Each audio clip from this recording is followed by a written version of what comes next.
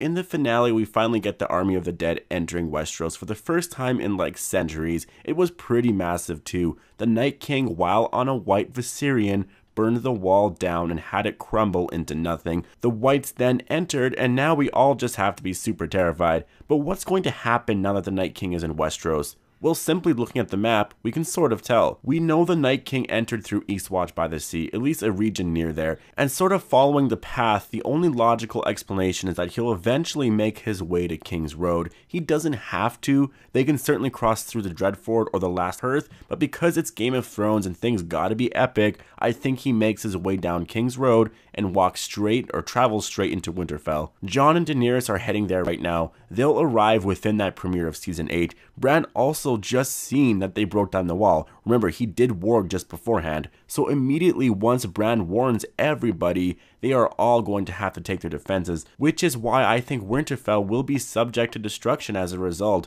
The Night King's army is massive. There's like 100,000 men, I'm pretty sure. There is no way Jon is going to beat them with his and Dany's army alone, even if you get the Northern Lords involved, even if they have 2 dragons as well, because the Night King now has a faster, more powerful dragon. It's honestly going to be so heartbreaking to see Drogon and Rhaegal fight their brother Viserion. I just feel like in that whole situation, Rhaegal for some reason won't make it out of that alive, or if he does, it'll be because Jon's riding him and he'll serve a more important purpose like that. But Cersei isn't planning on aiding them. She only said that to get them to leave, and she's going to wait until her Golden Company army arrives so that after or even during the battle or this great war, she could use that army to ensure that Jon and Daenerys are dead and ensure that she sits on that throne. Jaime found out all of this and thankfully so left Cersei, and I think in that premiere episode of Season 8, Jaime is going to warn Jon about that. I think he's just going to tell him, like, Cersei was screwing with you guys. It's not true. He will tell Jon that Cersei was completely lying about all of that. And if you want any hope in surviving, we better flee right now, which is what I see happening. I definitely see everybody abandoning Winterfell, and afterwards they'll likely carry on down King's Road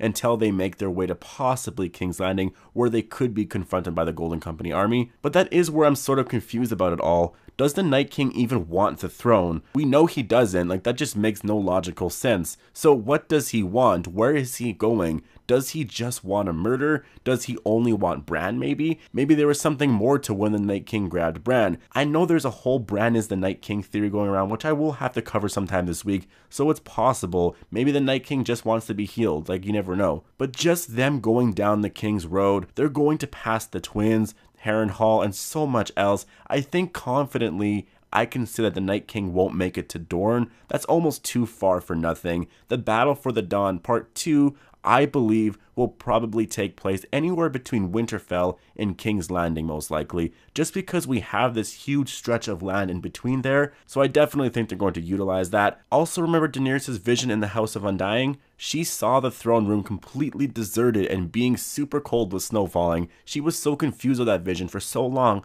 but it seems like they're hinting at something with that vision. We've known that for a while now. Like, they wouldn't plan something that early on for nothing. It's gotta mean something. It's going to mean something, which means, like I said, the fight will be taken to King's Landing. We're going to see everyone be completely pushed back from all of this. Cersei will eventually be forced to join because of that. The more the army of the dead kill, the bigger their army gets, which is why I believe that they're not going to be able to defeat this army. It's impossible. The only way to defeat them is if they defeat the Night King. Simple as that. George R.R. Martin loves Tolkien's Lord of the Rings books, and for those of you that remember, after the Eye of Sauron was destroyed, pretty much anything evil that came with it was as well. We learned this season that by killing a White Walker, you destroy any white that was cursed by it. Jon and Jorah pondered this idea a few episodes back. That was definitely meant for something, and I think that's really what it's going to be. We're going to have this intense war that will rival the Two Tower War in Lord of the Rings, and in the end, after Jon Snow or whomever gets to kill the Night King,